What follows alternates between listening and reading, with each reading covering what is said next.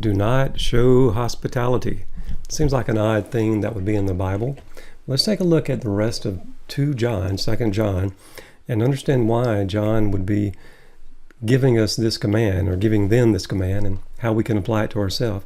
So we'll pick up with verse 7. Remember in 1 through 6, John was greeting the church. He's writing to a house church by elect lady and her children. He's metaphorically talking about a church and its members, and he's worried about these false teachers roaming about, bringing this false teaching that undermines the gospel message.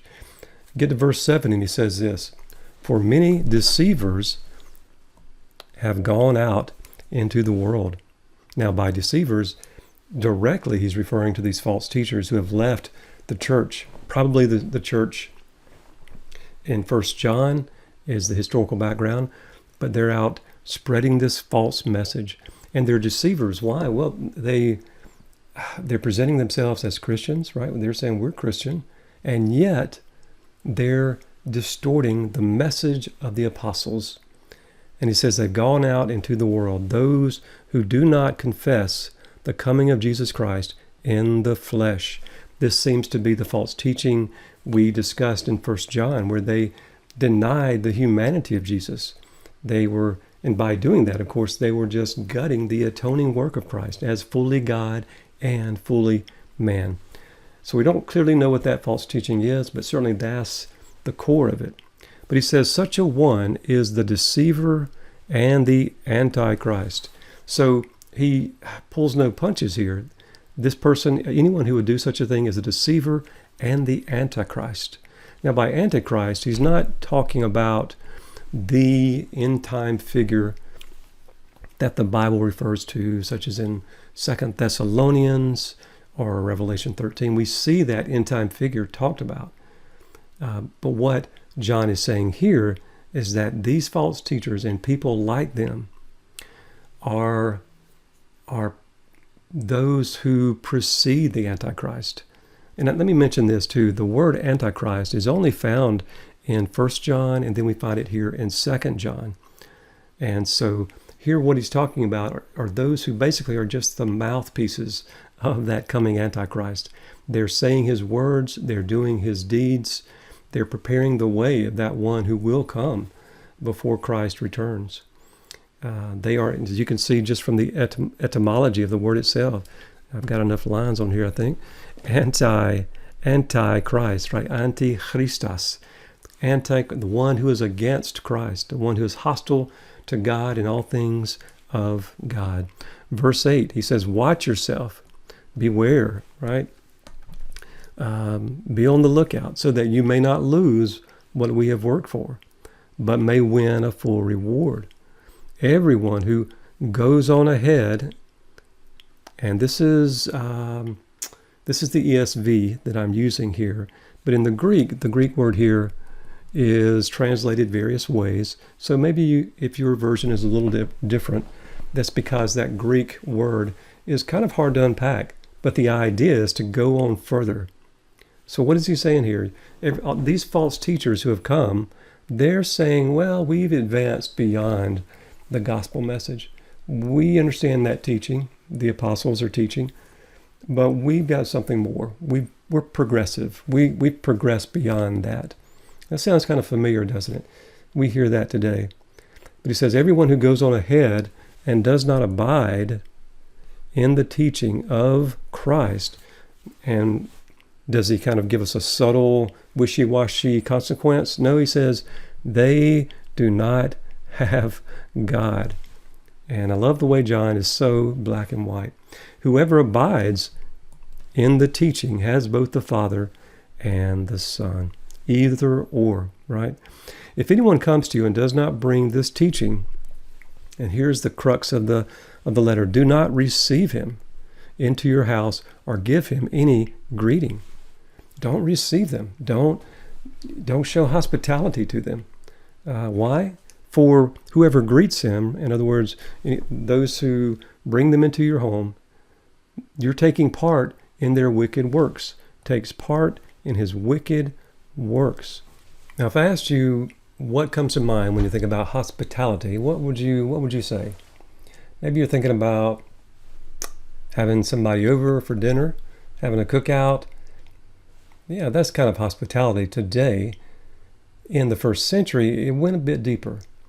So if you brought someone into your home in that time period, you were basically bringing them from the status, transferring them from the status of being a visitor, a stranger, to that of a guest. Does that make sense? From stranger to guest is probably the best wording. So you were giving them a temporary status by bringing them into your home. And in that time period as well, this was a needed thing, this church support. These house churches would support Christian missionaries as they went out and about. So a very important thing, but also this idea of showing hospitality, while very distinct in that first century context, John is saying by showing them hospitality, you're contributing in their efforts. You're contributing in their evil deeds, as he puts it. And what is that? Undermining the gospel of Christ.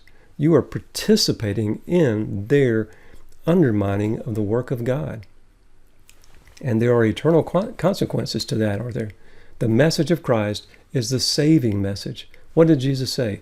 I am the way, the truth, and the life. John 14. And so John is saying, by bringing them into your home, you're participating with them. Don't show them hospitality. Don't receive them. Don't greet them.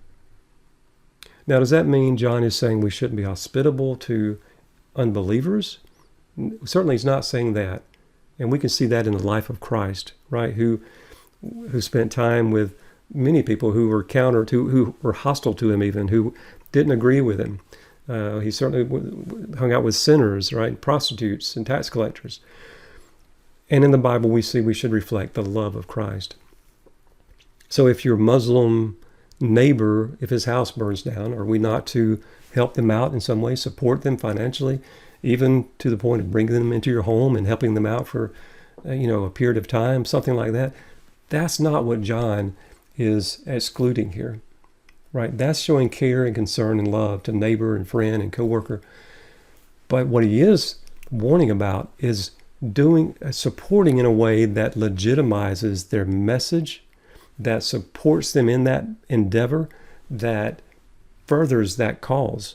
Does that make sense? So you don't want to support something in a way that's going to undermine the gospel. You don't want to legitimize it, give it credibility, financially support it, help it in any way. Why? Well, eternal life is at stake here. It is the gospel of Christ, the message of salvation. Do not receive them, because if you do, you're participating in their wicked works. All right, final greetings. Verse 12, though I have much to write to you, I would rather not use paper and ink.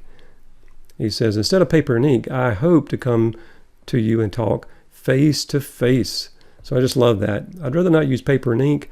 I want to come see you face to face, that our joy may be complete.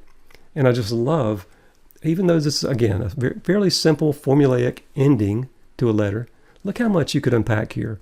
The love of a pastor for his people. He has much to say to them. He cares about them. He's invested in their life. He wants to come to them, to be with them. And why? To teach them, to encourage them, and to share in their joy. The joy of fellowship with one another and joy with fellowship with God through the grace and mercy that he extended to us through his son, Jesus Christ. Verse 13, the children of your elect sister greet you. So again, this metaphorical language talking about the church that he's writing from. Hey, they say hey to you. They're sending their greetings to you. And so he concludes the letter. So how do we apply this today? Well, quickly think about the beginning of the letter. Love one another. Abide in the truth. Walk in the truth. Live it out. Right? Know the truth, but walk in the truth. Live it out. So hold on to the clear message of the gospel. And how do you know the truth? Well, at the time of this writing, it was the apostles and those they were sending out who protected the apostolic witness and proclaimed it. And right today we have it in the Bible. It's canonized in the New Testament. So by God's grace, we have his word, and we can see the truth there, study it, embody it, and live it out. And then the other part is don't receive those who bring false teaching. There's a direct application from that, right? Don't show hospitality to someone who's coming into town to put on a Mormon conference or a conference on Islam or atheism or something like that. That's a clear application, but there's also a subtle principle or a general principle here as well, a universal truth. In other words, don't legitimize and don't contribute to anything that's going to undermine the message of the gospel.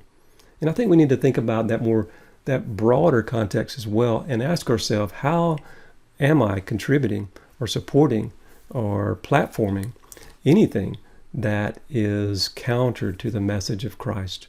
Remember, there's a PDF, as always, connected to this lesson. It's in the description. And as always, if you have any questions, leave them in the comments, and I'll be happy to get back to you. Thanks for watching. Look forward to seeing you with 3 John.